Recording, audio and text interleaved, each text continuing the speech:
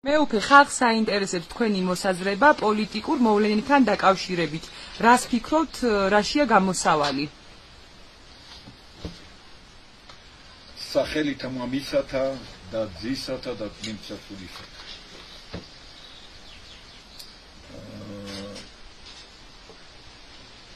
უპირველეს ყოვლისა ჯერ უნდა გავიგოთ, რომ რატომ არის ჩვენი ხალხი ასეთ მდგომარეობაში. მე მინდა გავიხსენო მაჰათმა განდის სიტყვები. ოკუპანტი კი არ არის მაინდა საშიშიო. საშიში რა თქმა უნდა არის, მაგრამ ყველაზე მაგრად საშიში არის ოკუპანტის მიერ გამოზრდილი ინტელიგენცია, ანუ ჩვენი ერისა ამ შემთხვევაში. მე დავამატებდი, რომ ძალიან დიდი უფრო მეტად საშიში არის კიდევ ოკუპანტის მიერ გამოზრდილი და გამოსუხნილი სასულიერო პირები. ისე იგი ჩვენ ახლა სულ სხვათა გავლენის ქვეშ ვართ. ხან ვართ ერთი დიდი იმპერიის გავლენის ქვეშ ვართ. ამ შემთხვევაში სპარტეთი იქნებოდა თუ რომელიმე ქვეყანა იქნებოდა. ახლა ვართ მაგალითად ვიყავით მთელი 200 წელიწადი რუსეთის იმპერიის გავლენის ქვეშ და ჩვენი მენტალიტეტი, ესე იგი, ყველა ცდილობდა, რომ ესე იგი ეკონომიურად რომ ცოტა შეძლებულად ეცხოვრა, ხდებოდა იმათი ყურმოჭრილი მონეტი. იმპერიის ძრახვა ყოველთვის იყო, რომ შენი დაპყრობილი ერის ხალხი და ინტელიგენცია არ იყოს მაგალითად მოწოდების სიმაღლეზე, იყოს მისი ყურმოჭრილი მონები და აი ამან გამოიწვია საშინელი ვითარება ჩვენს ერთში. საშინელი ვითარება ჩვენს ერთში. მე მინდა ახლა რახან ვაჟა-ფშაველას დაბადების დღე იყო, აი გუშინ იყო დაბადების ვაჟა-ფშაველასი, ხალხმა დღესასწაულა და მოდი მოვიხმარიოთ ვაჟა-ფშაველას სიტყვები, მისი სიბრძნე და ავხსნათ, რომ ესე იგი რა მდგომარეობა არის ჩვენში. აი ვაჟა გამოვიდა არენაზე და დაწერა პირველი ლექსი არის, თითქმის ეს პირველი ლექსი არის მოხუცის ნათქვამი. ზუსტად ამ ლექსის შემდეგ თქვა ილია ჭავჭავაძემ, რომ აკაკი წერეთელს რომ უთხრა, ჩვენ უნდა დავდოთ კალმები, ვაჟას დაუთმოთ გზაო. აი ეს რასაც წერს ამ მოხუცის ნათქვამში. ეს რა დროებას მოვესწარო, გამოიცვალა ქვეყანაო. მამალი წყივის ხვაგვარადაო, კაცსა ძულს მისვლა კაცსანა, ბიჭები გალაჩრებული, ყბედობენ სიყვარულზე და უმსგავსო მათი სიცილი, ეკლად მეხევა გულზედაო. რომ გავიარო ტყისპირად ჩინჩხრების მოსაკრეფა და მთელ ცისმარე დღეს ერთპირად, სხედან დუქნის წინ ერთა და მათ სასიმღერო ლექსები მხოლოდ ღვინო და ქალია, ამ გვალს ვაშკაცებს ქალები თანდებს ვიტყანას ქალია, ცხენოდეს ახალგაზრდებსა. კაც იყოს თუნდა ქალია, რომათი მთელი არსება ფუჭმა საგნება დალია, კაცმა ქალობა დაიწყო, ყოხტაობს სიტყვანაზია, ფერცა და უმარილს ისვამ, მაშარმა მივა ბრაზიაო, ჩემ დროსა ქალი ვაშკაცსა შეიხوارებდა მაშინა, როცა ხედავდა მებრძოლსა შეუყოვარა ტრიცინა, ჩემ დროს ლამაზი ვაშკაცი არ იყო ქალის პირისა, არამედ შავი, მამაცი, მუხლმგელი, გულით რკინისა, ქალის კაცით გაფუჭდა, აღარ ძველი ფერია, მათ გულში ქათი დაბუდა, კაცის ნამუსის მტერიაო. აფსუსო ძველო დროებაო, არ დაბრუნდები ნეტარა, რომ ამაყობდეს დიაცი, ქმრის სიმამაცით მკვეხარა. აი ამ იმპერიების გავლენის ქვეშ მყოფი ჩვენი ერი დააკნინეს, როგორი საქმე არის, რომ იმდენად შეუტიეს ჩვენს ტრადიციებსა, რომ გავიხსენოთ ნონეშვილის ლექსი, იქნებ პაპა იყო, იქნებ შვილო პაპა იყო შენიო, ხო? იქ სულ არის, რომ პიროვნება, რომელიც არაფერი არ არის, არავითარი პოლიტიკური მოღვაწე არ არის, გლეხი კაცი არის ეს რიგით ერთ-ერთი პაპაო, რომ ამეშიო უღელსიო ძლივს ამბავდაო, ხარებსაო რაღაცა და როცა დაიჭერე და გააცინბირებენ და ყაზახეთში გადაასახლებენ სასაცილოდან, აი ესე ცალ ნახევარ წვერს ჩამოხპარსავდნენ ხოლმე, ხო? ესე იგი ტრადიციებზე მოხონდა იერესში ყველაფერი და აი მით უმეტეს რომ ინტელიგენცია იმათი გავლენის ქვეშ მოხდა, სასულიერო პირები იმათ გავლენის ქვეშ მოხდა. ეხლა ჩვენი ერის ისტორიაში ვხედავთ რომ პოლიტიკოსები მთლიანად 90% იმათი ზეწოლის ქვეშ იყვნენ სასულიერო პირებს ისინი ნიშნავდნენ და თავისთავად ხადიერის რომ დაიკარგა ჩვენში აი ესეთი ინტელიგენცია, ვინც უნდა გაზღოლიყო და ეკლესია, ვინც უნდა გაზღოლიყო ჩვენს ერთად, მაშასთან ესე იგი ორივენი უკვე მთლიანად დამონებული ხავდა დამპყრობელ ქვეყნებსა. ამ შემთხვევაში რუსეთი ავიღოთ ჩვენთან, ხო? ეხლა თუ რუსეთი არ არის, ხედავ დასავლეთიდან რა ხდება. საშინელ მდგომარეობაში ვარ ჩვენ, საშინელ მდგომარეობაში ვარ.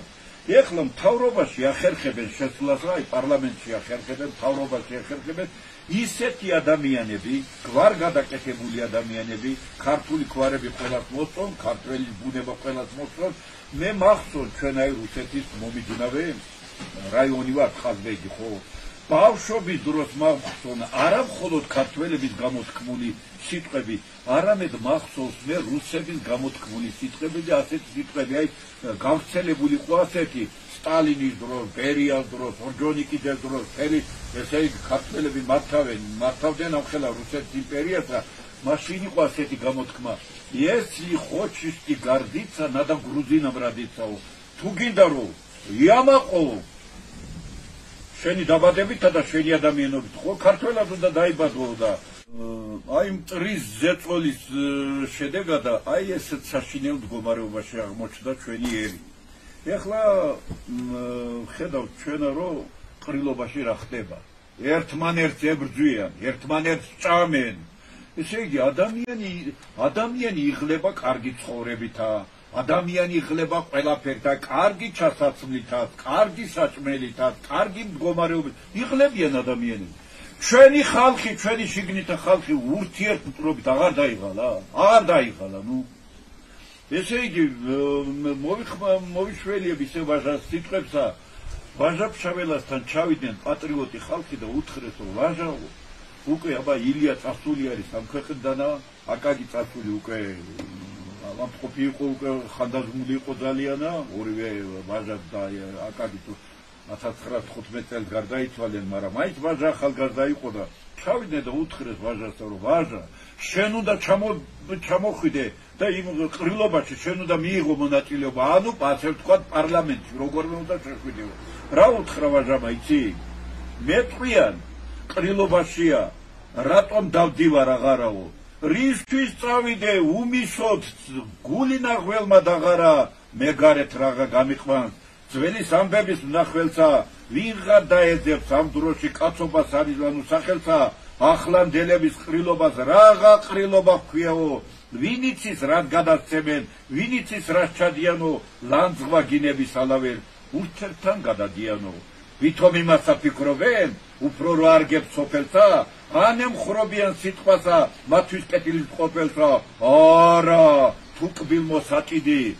გაუჩნდა ერთსა სხვასთანა, მირბიან თავგადაგლეჯით, ცუდიან აჩალდიქტანა, ჩივიან ფიქრად ისრავს ერთმა მეორე გათელოთ, და ამით კაი ბიჭობა, თავის მტერს და თავი აჩვენოსო, დიახ მტერს, ქათმის მომკლეთა, ვითომ მტერსა წყალებშია, ან ერთი კვერცხის გამტეხსა, თუ ნება მიეცუროთი თავში ჩაურჭომ სატეხსა, აი ეს თქვენი დროება, აი ეს თქვენი ნამუსი, ჩემი დროება ახლანდელთან სადარად არის აფსუსი და მოყოლილი აქვს მერე ვაჟა ფშაველასა რომ აი ესეთი წახდა, ქვეყანა წახდა. მე მინდა გავიხსენო რომ როცა მაგალითად ახალი წყობა შექმნეს, ამ შემთხვევაში რა თქმა უნდა მე არც ვაძაგებ, არც ვაქებ, არა მაქვს ამასთან საქმე, მაგრამ სტალინის მმართველობის დროცა ბრძანება მაშინაც ასე იყო ხალხი რომ ყველა უკეთური ძალა და ყველა ვისაც კი რამე წაკითხული 1-2 წიგნი გვქონდა, სულ მთავრობაში იზრდებოდა.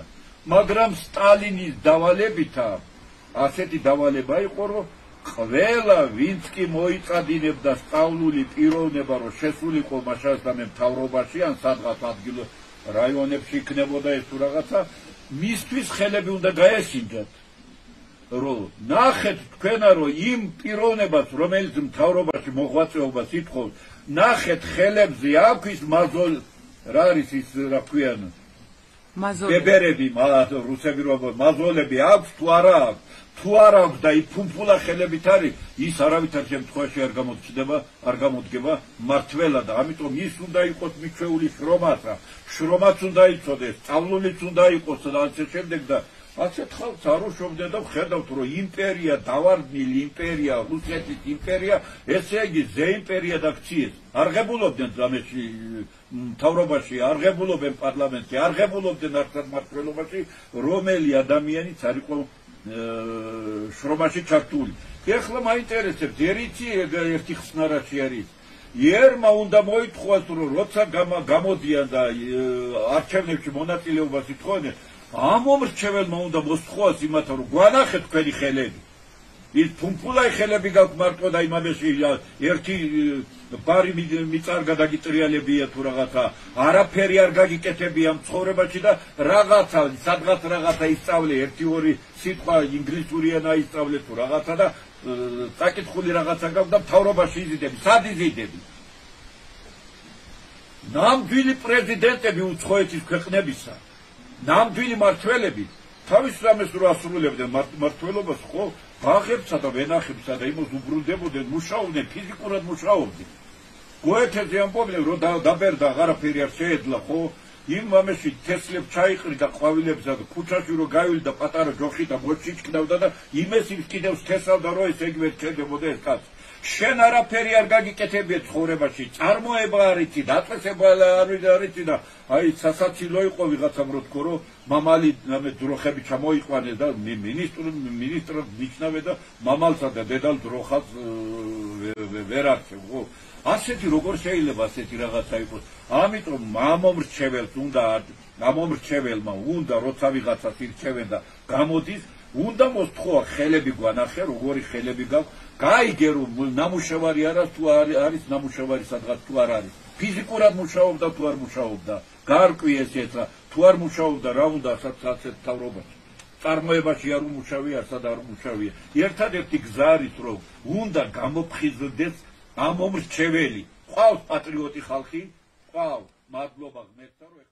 მადლობა ღმერთსა რომ ეხლა კიდევ გამოჩნდა ახალგაზრდობა რომ ესე იგი მართლა ღირსეულად გაუძღვებიან ჩვენს ერთსა და აი ამათ უნდა მოსთხოვან იმათ რომ აბა რომ მიდი რომ სამთავრობაში მიდიხარ ერთადერთი მიდიხარ იმიტომ რომ ბიუჯეტში როგორ მე ხელით ფათური შეგედლა მეტი არაფრის ვერ მიდიხარ შენი ცხოვრების ეკონომიკური ცხოვრების გაუმჯობესების შედიხარ მეტი არაფერს და ერთმანერთი ლანძღვა გინება დაპირისპირება შენ ჩამოდი მე დავდგები გაატყავეს ეს